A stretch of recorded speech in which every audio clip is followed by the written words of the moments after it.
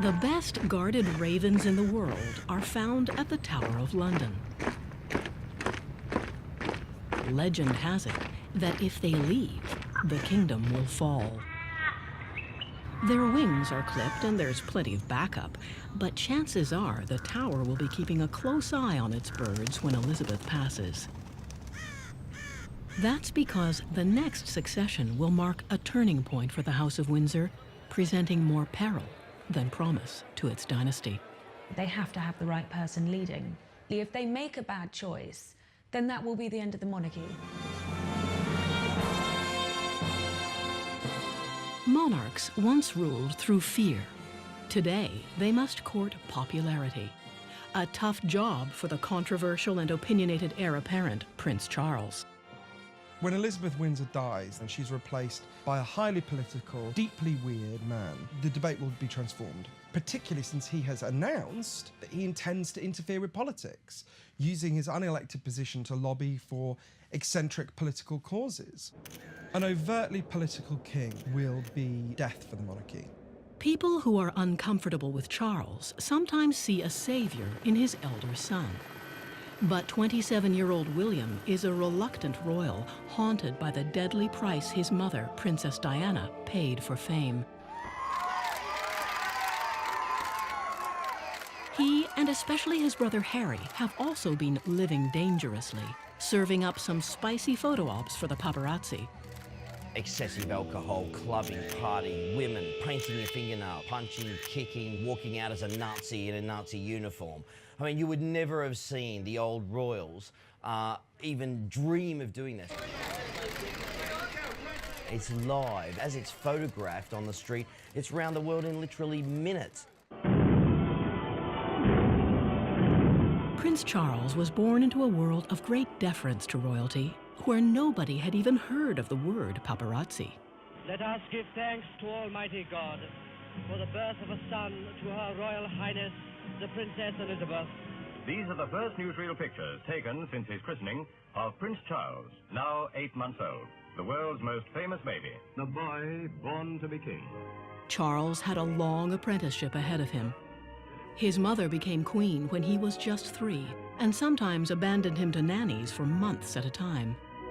Loneliness and his father's stern criticism made him feel insecure and unlistened to, but also toughened him up, says his biographer. He is made of much more steel than some people think. After attending strict boarding schools, Charles got an elite education at Cambridge. He was invested Prince of Wales and polished his CV for king in the armed forces.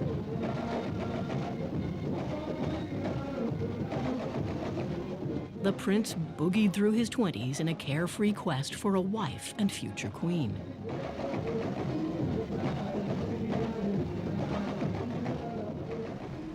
Charles scored what seemed to everyone a dream bride in Lady Diana Spencer. Wilt thou love her, comfort her, honor and keep her in sickness and in health, and forsaking all other, keep thee only unto her, so long as you both shall live? I will. But the couple's 15-year marriage, which produced Princes William and Harry, unraveled in separation, divorce, and disaster. This is what's left of the Mercedes in which the Princess of Wales and her companion Dodi Al-Fayed were being driven back to his house. Witnesses say the car was being pursued by photographers on motorbikes. 8 years after Diana's death, Charles daringly married his longtime lover, Camilla Parker Bowles, and continued waiting to be king. Another military salute for the Prince of Wales as he turns 60. Only one other heir apparent in British history has ever waited so long to take the crown. he is still as determined as ever to be king. He already talks about what his monarchy will be like. It's full steam ahead for Prince Charles to become King Charles, although in my view, he'll become King George, because there are too many connotations with King Charles. The first one had his head chopped off after all. The second one was a terrible philanderer, and the third one was Bonnie Prince Charlie, who never got to be king. So he may think, Charles, let's go for a safer option. The inauspicious name may be the least of Charles's worries. The man who would be king carries some daunting liabilities. High on the list is the Lady Diana factor. So many people who adored the late Princess of Wales believe that Charles treated her in a shabby manner and only pretended to love her. I suppose we've all been brought up to believe that kings and queens are supposed to be better. Their children, princes and princesses, are supposed to lead by example. Unfortunately, that's not the way of the world today. Charles's missteps began with his engagement. He was secretly in love with another woman and couldn't quite hide it. I'm amazed that she's been brave enough to take me on. And I suppose in love. Of course. Whatever in love means. Flaky to some, cynical to others, Charles's attitude toward the young Diana was anything but forthright. As their relationship disintegrated, the Prince of Wales admitted to two-timing his wife with the still married Camilla Parker Bowles. His integrity was undermined, his character called into question.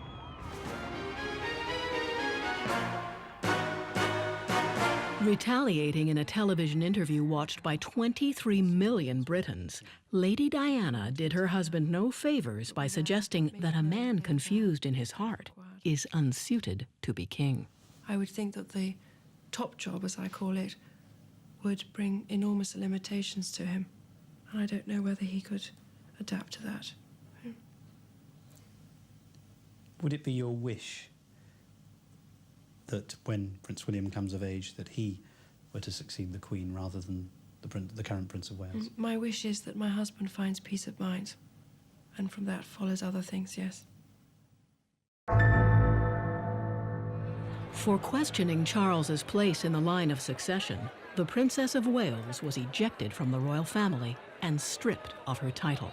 But Diana's daring insinuation that the crown should skip a generation has survived her death.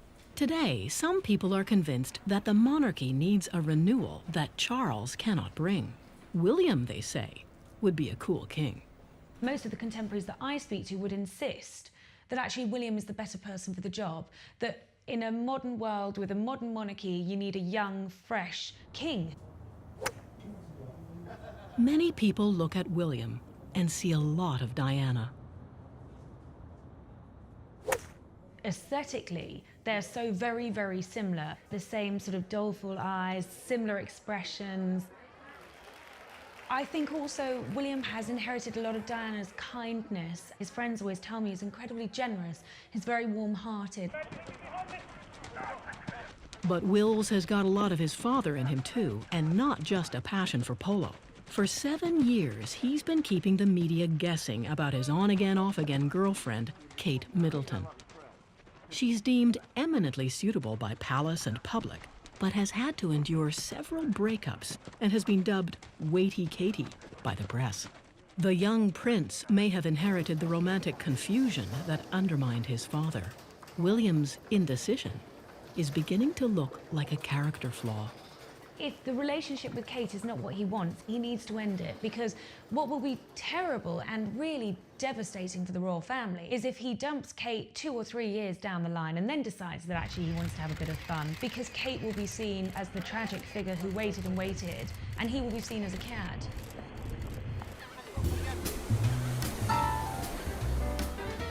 Charles has traveled halfway round the world, and not just to watch the mating dance of the blue-footed boobies. In this place where exotic wildlife inspired Darwin to investigate the origin of species, the future king warns about their coming extinction. He is very much not one of life's optimists, and unhappily, I suspect that on most of the big issues, it's a view that is widely shared because the future doesn't look great. During a stopover in Brazil, a traditional royal might have danced the samba and left. But Charles is in the heart of the Amazon to voice his horror at the destruction of the rainforest and what he sees as the imminent disaster of climate change. I'm afraid it's got to the point where the urgency and the emergency is such that, as I said the other day in Rio, we do only have 100 months left to act. Back in England, the activist prince serves up organic carrots to school children and blasts genetically modified crops. Never has the world's best-known organic farmer expressed his views on GM crops in such negative terms, generally painting a picture of imminent environmental apocalypse. On other days, the prince will opine on anything from inner-city problems to educational reform. He was trying to put forward an extremely traditional, extremely conservative model of education that was based on rote learning poetry. Well, I don't think that's wise and brilliant. I think that's really quite backward. And then there are the grey squirrels. Prince Charles wants many of them killed off so the indigenous red squirrel can make a comeback. He's known behind the scenes as the meddling Prince of Wales. He writes letters to government ministers all the time. He bombards them. He drives them insane. By the time he gets to the throne, we'll pretty much know his view on just about everything except who he wants to win the football. Whatever people think of Prince Charles's causes, the question remains how such passionate advocacy can square with a future king who's meant to stay out of politics. Different sovereigns for different times. What I think is afoot in the air, if you like, because these are very delicate constitutional areas, is that he will be a more obviously engaged king. He might well use his position on environmental questions, warning, advising more publicly than the Queen could conceivably do. So speaking on behalf of the issues, and he would like to think that's where the delicacy comes in, on behalf of the country as well. Anti-monarchists are up in arms at the very thought of an opinionated king. Charles Windsor keeps saying, you know, I will use the authority of my position to argue for what I believe in. But what he doesn't seem to understand is there is no authority to his position. It's caused by the accident of birth. He has no more right to speak for the British people than the next random person I see at the bus stop. But he seems to have got it into his head that because he happened to have passed through Elizabeth Windsor's womb, he has some mystical right to speak for the nation. He doesn't. In a democracy, authority comes from voting lines, not bloodlines. An awards ceremony at London's Westminster Abbey ends, and host Prince Harry leaves with the clergy. This is the way a royal earns his keep without controversy. But the day job can get pretty dull for the young princes. So Harry and William like to mix it up when they have time off. Splash some money around and get into a little trouble. Harry is a master at that. As a teenager, he got busted for underage drinking and smoking dope. Later, he wore a Nazi uniform to a fancy dress party and fought with photographers. That's the kind of action that turns the paparazzi on. It's better than sitting there photographing a waxwork, and let's face it, most royals look like the back end of a bus. The modern generation, it has become absolutely, you know, sexy, paparazzi, and the world want to see it. At the height of William and Harry's partying days, a London newspaper reporter set out to investigate some of the exclusive nightclubs famously frequented by the princes. She was well equipped to identify what she was looking for: illegal drugs. I wrote to the US and I bought some of these cocaine swabs. They're used by the CSIs in America, and you swab them over a surface, and if it's covered in cocaine, it comes up blue. Bougie was the most obvious in terms of the drug use. I mean, effectively, it was like a private house party. You would see a lot of people walking around the club sniffing. When I went to the toilets to swab the loos, I mean, it was just everywhere. And everything in the toilets sort of allowed the drug use. Everything was flat surfaces. There were grooves on the toilet roll holders. At another of the prince's favorite clubs, it was more of the same. When I went into the toilets, there was a tiny, very low ledge on the ground, really covered in grime. And I thought, well, that's the only flat surface, I'll swipe it. And the whole thing again turned blue. and there were flecks of cocaine there. So, I mean, literally, girls would have to have been on their knees on a really grubby toilet floor snorting cocaine. There is no doubt that all the clubs they were frequenting had cocaine use inside. Perlman's report made no suggestion that the princes themselves were taking cocaine. But the idea of royalty with police protection mingling with illicit drug users raised more than a few eyebrows. When William's $20,000 bar bill one night was leaked to the press, it hardly made things better. Didn't go down well. Our readers didn't like it. They wanted to know what these good-for-nothing princes, and I quote, were up to. Sometimes Prince William was in as serious trouble as his younger brother. But palace PR strong-armed the press to cover it up. If somebody rang up and said, look, I saw William punch a guy's lights out at a party because he was drunk, that didn't get in the press because the newspaper proprietors and their editors would do deals saying, well, you give me another story and I won't run that bad one about William. Because William has to be shielded, he has to be protected, he has to be whiter than white. All sorts of Machiavellian things go on in the palace. These people are fighting for survival. So Harry, the spare, not the heir, is typecast as the black sheep and only occasionally complains about the coverage he gets. There's truth and there's lies, and unfortunately I can't get the truth across because I don't have my own column in the paper, which I'm thinking about getting. On second thought, Harry decided to forego journalism and focus on his military career. He transformed his image from party boy to fighting royal. His foray into Afghanistan made for some exceptional TV footage. It, at least temporarily, drove the earlier transgressions of swastikas and drunkenness from the public's mind. Should Harry suddenly go off the rails again, I think it could be very damaging for the monarchy. There's no point in having a monarchy unless your public can relate to you and actually can love you. When you have vastly more wealth than most of your subjects, their love is never guaranteed.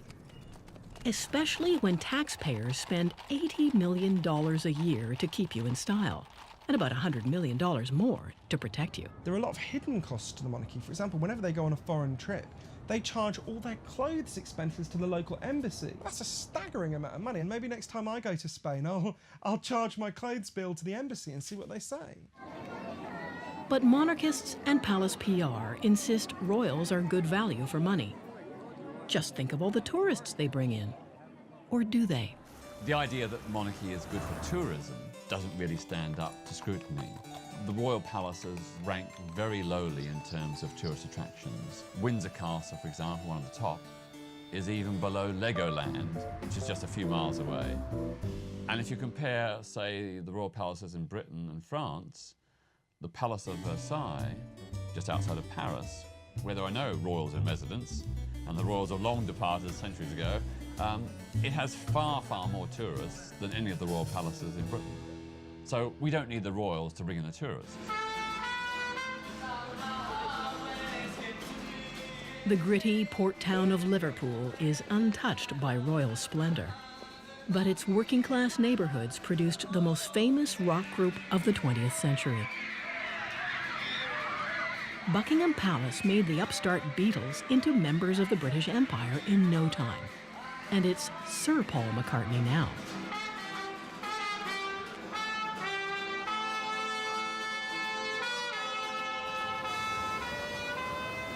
But the monarchy would be hard-pressed to co-opt a lot of struggling young people here today.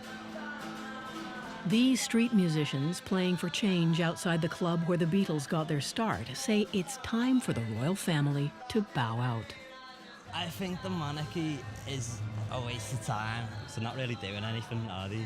I'd like to see no one after Elizabeth because basically I don't really see a point in the monarchy. But we spend taxes on them to live in a big nice house and that, while there's people like going hungry on the streets, that them taxes could go towards feeding. I think it's a bit of a waste.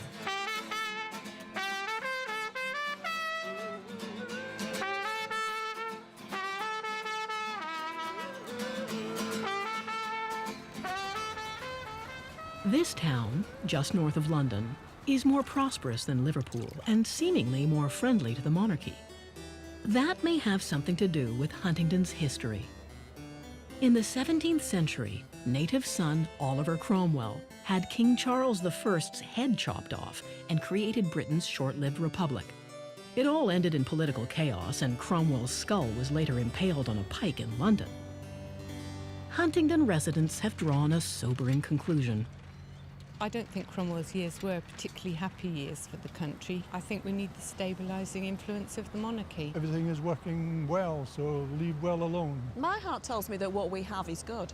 The monarchy has lasted for an awful long time and will probably continue to do so. Long live the Queen!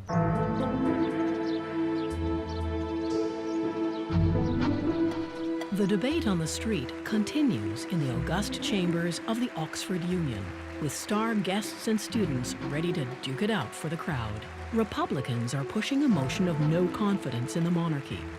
The Queen's supporters, led by the best student debater in the world, are pushing right back. We like old ladies on this side of the house. We furthermore think that life is pretty tough if you're the Queen. We think that, you know, she has to put up with her family. She has to have lunch with Gordon Brown every week. You know, she's periodically mistaken for Helen Mirren. That's pretty embarrassing. When did we get to choose to live under this monarchy? When did we choose to not have a choice? When were our voices heard? When were our votes cast? We have not talked about the vast quantities of money which we heap upon this dysfunctional family. It is incredibly easy to carp at the institution. It's incredibly easy to see its frailties. It does represent the nation quite effectively. I challenge anyone to find a better way of doing it. One of the most offensive aspects of monarchy is that it is based on the principle that even the most immoral, incompetent royal should be our head of state in preference to the most wise and moral commoner. What is great about the monarchy is that they are not hostage to the need to be re-elected the next time round. The monarch cannot be of a party, is not of a party, and is therefore there for everyone. She is neither a Democrat or a Republican or Labour or Conservative. She is just your sovereign, and that is it.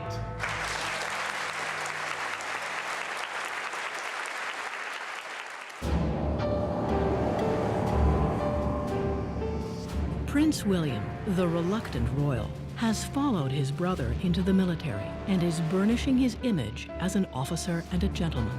But unlike Harry, he's not going to get any war zone experience. He's too close to the throne for the country to risk it. The prince has managed to draw fire from his superiors, however, by joyriding with an army helicopter.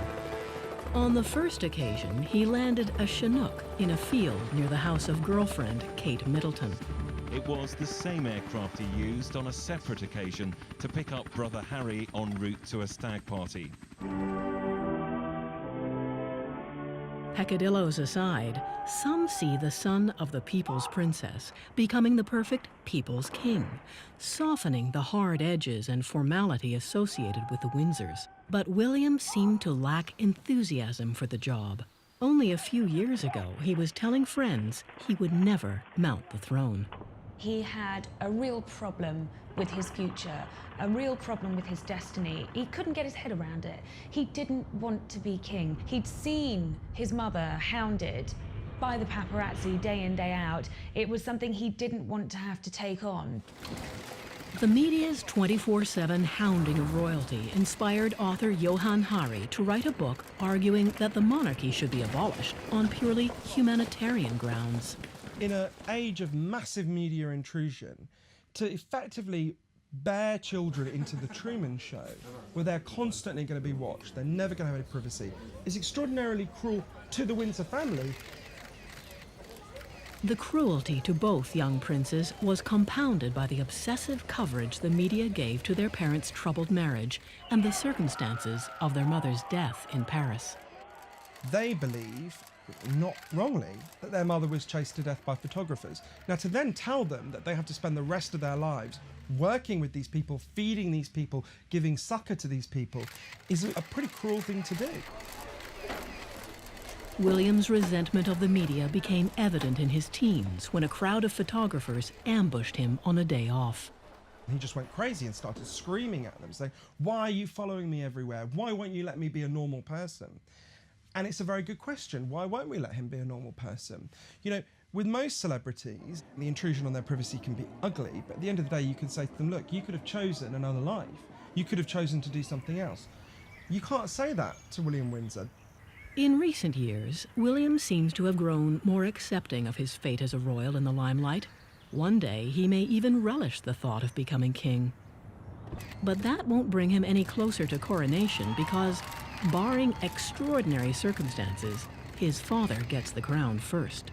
These intelligent, engaging journalists who have to fill space will speculate endlessly about whether or not William might succeed. I can tell you that I bet my life on it, bet my house on it, it will not happen.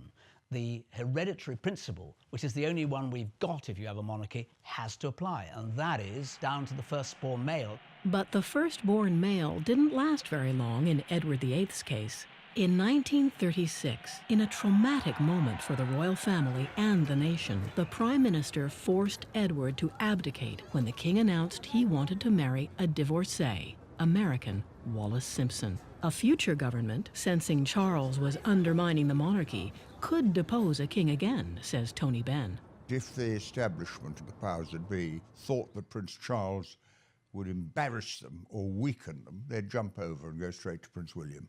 They're only interested in the system. There's no loyalty to the person of the crown. Wedding the mistress who many believe destroyed the Princess of Wales's happiness was a dangerous choice for the future head of the Church of England. With Camilla at Charles's side, the public is constantly reminded of the adulterous ending of his first marriage. Nobody's ever been able to understand why Charles spurned a gorgeous, fabulous, physically attractive woman like Diana for what they thought was an old bag like Camilla. Nobody can understand it. They still can't. No matter how nice Camilla is or how winsome she is and she makes him happy, so that's great for him. But for the public, we feel we've been robbed of that shining star that was Diana. There is enormous residual affection, certainly admiration for the Princess of Wales and for what she represented, perhaps even as an alternative style of monarchy. So the idea that this can all be airbrushed out of history, which is certainly the hope of many of Prince Charles's supporters, I think is cynical. Mrs. Parker Bowles actively contributed to the circumstances in which it became impossible for Charles and Diana to remain married. That history can't be unwritten. While many now accept Camilla as Charles's wife, they draw the line at putting a crown on her head. My own newspaper, on his 60th birthday, we did a poll to say, would you support Camilla Parker Bowles being Queen? 78% said no. Now that's a pretty staggering figure, and in fact that figure has got worse, not better, in the few years since she's been a member of the royal family. Before Camilla, in the glory days of Charles and Diana, Canadians welcomed the young royals with open arms. It was the continuation of a tradition which, in 1939, saw George VI and the Queen Mother take the country by storm. Later, their daughter, Elizabeth II, could do no wrong here. On the Queen's 2002 tour, when then Deputy Prime Minister John Manley said he'd like her to be Canada's last monarch, he was severely criticized and issued an apology. I'm sorry that it's become a distraction from her visit, but it is possible to concurrently have a great deal of respect for Queen Elizabeth and also to wonder about the future of the institution after her reign ends. A startling new poll done for the Globe and Mail suggests that the royal love affair may be ending. When Elizabeth dies, 2 out of 3 Canadians want ties with the crown severed, and that's got supporters of the monarchy worried. Ed Schreier, the former Premier of Manitoba and Governor General, said that on a list of 100 things that need fixing in Canada, the monarchy comes 101st. And I agree. Oh, yeah, that doesn't need fixing. We got a great system, a stable head of state, a stable constitution. It works. Leave it alone. You're throwing out 5 centuries of tradition. But Canadians may be losing their attachment to that tradition anyway. According to the new poll, 7 out of 10 people identify with neither the Queen nor the Governor-General. Rideau Hall, the Queen's official residence in Canada, has become a lightning rod for ranting about the royals. And I don't know if you noticed this, but the Queen doesn't really come over here that much, which makes me wonder, why are we paying for all this? I mean, the lights are on, she's not home. But actually, that's the problem. She's at home. In England, in another country. Canadians may grumble, but Australians went a step further. In a referendum in 1999, more than 40% of the electorate voted to dump the monarchy. I think it's very likely that, certainly on the death of Queen Elizabeth, if not before, that Australia will become a republic. And that will be bound to have an effect on public opinion in this country. I think people here will be emboldened to feel that a republic is possible. The idea of former colonies becoming republics delights those Britons who have long called for an end to the power and privilege symbolized by Buckingham Palace. The existence of the crown legitimizes privilege right the way through society. The hereditary system is ridiculous. If you went to the dentist and just as he started drilling your teeth, he said to you, I'm not a dentist myself, but my father was a very good dentist, you'd jump out of his chair. I mean, it's ludicrous that people should inherit power. Ludicrous. Charles employs an army of spin doctors to counter this kind of criticism and bolster his image as a benign prince. Everything is subordinated to keeping the spotlight on the future monarch and his consort, which means Waity Katie may have to wait some more. I think that Charles's advisors are a bit cautious about approving a match too soon for William, because if he married Kate Middleton, who would be interested in Charles and Camilla? They would disappear off the map. So William's indecision fits well with his father's agenda. Primed with a $30 million income from the Duchy of Cornwall, the Prince of Wales projects power and influence all over the United Kingdom. In many respects, the Prince of Wales is already king. He operates a court which is, in many respects, as grand as anything you find in Buckingham Palace. It grows all the time, it's extremely well funded, and Prince Charles enjoys many of the trappings of being a monarch right now. Like monarchs of yore, Prince Charles intends to put his stamp on the architecture of his kingdom. The curious can get a sneak preview by visiting Poundbury in southwest England. It looks like a quaint old village, but it's all brand new. The Prince of Wales, who dislikes most modern architecture, has championed this development as the embodiment of the British tradition. I don't think he's old-fashioned. I just think he has good values, good standards. Charles is here today to encourage planners and developers to replicate his Back to the Future vision all across the country. But some people say that vision is as anachronistic as the monarchy itself. Critics have derided Poundbury as a jumbled pastiche of antiquated styles. A London tabloid ridiculed the local pub as dating back to last Monday.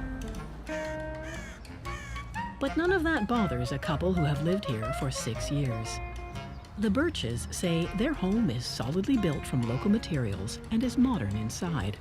They've become big fans of the prince who dreamt it all up. He's grown in stature as far as I'm concerned. I feel he's got his feet on the ground. I do feel that he ought to be given a greater voice because he does say a lot of very sensible things that a lot of us would like to say but don't have the power to do so. Trouble is, many people feel that Charles's values are not what a modern Britain needs. It's great that we have a future king who is aesthetically aware. The only problem is that means you have to share his sense of aesthetics. Case in point, the former Chelsea Barracks in the heart of London. A huge complex of luxury apartment buildings was slated for construction here. At $6 billion, Britain's most expensive residential development ever. In a letter to the investor, the Prince of Qatar, the Prince of Wales took umbrage at the steel and glass plans, killing the project with the stroke of a royal pen. The impact of this intervention from the Prince is that people will lose their jobs. The scheme is dead. A huge amount of hard work has effectively gone down the drain. We believe that our constitution doesn't really make space for royal personages to be involved in specific planning applications. It's time for spectators at the debate in Oxford to decide if they think there's any space for royalty in Britain's future.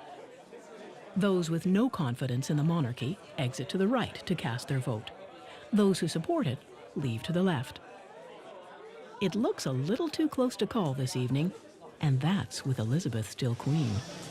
I have the results of tonight's debate.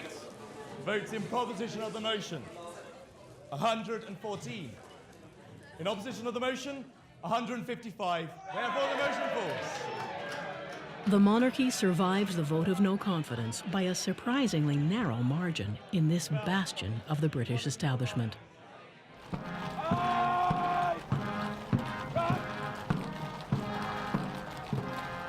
The Queen's cavalry strut their stuff for her official birthday. The RAF salutes her overhead. It's a display of might that makes the monarchy look indestructible. But appearances belie a royal family at odds with itself. Prince Charles, wed to a woman few want to see queen, but determined to fulfill the ambition of a lifetime, is being kept from the throne by his aging mother, who has vowed never to abdicate. She is there until she draws her last breath. There is no question that she would step aside. It's not in her psyche. She's deeply religious, she has made that vow to God, and that's the way it's going to be. The Queen's court at the palace is already clashing with Charles's court at Clarence House. The Clarence House people don't seem to take any notice of what Buckingham Palace does, so there are like two warring camps. History has always shown us the heir's court is always in competition with the monarch's court. There are also underlying tensions which are the result of what is an ambitious, growing court surrounding the man who one day will be the head of state. The young prince, whom some would love to see ride to the rescue of a troubled monarchy, can't, barring an extraordinary intervention from the government in the distant future. The only way Prince William would replace his father is if the Prime Minister of the day and the Cabinet gang up on Prince Charles, maybe he's age 77 or 78, and say, "We think it's time, sir, to skip to another generation." Then they would probably compel him to stand down. As things are, the current royal stalemate could drag on for years with potentially fatal consequences for the Windsors. What they say at Buckingham Palace is, oh, we play the long game. We know that might be a bit slow at the moment or a bit of a dip, but it'll all come back. You wait and see. I say to them, you can't afford to wait and see. Meanwhile, the public are drifting away in droves. If the public aren't interested in you, you die. So time could yet be the undoing of a dynasty that dates back more than 1,000 years to the Saxon kings, but looks oddly anachronistic today. As the reign of an unimpeachable queen draws slowly to a close, the clock may be running out on her controversial son and the monarchy itself. After Queen Elizabeth, I suspect that Prince Charles will eventually struggle to the throne, but with greatly diminished public support. And then when he goes, I think it will be the end. He will be Charles the Last.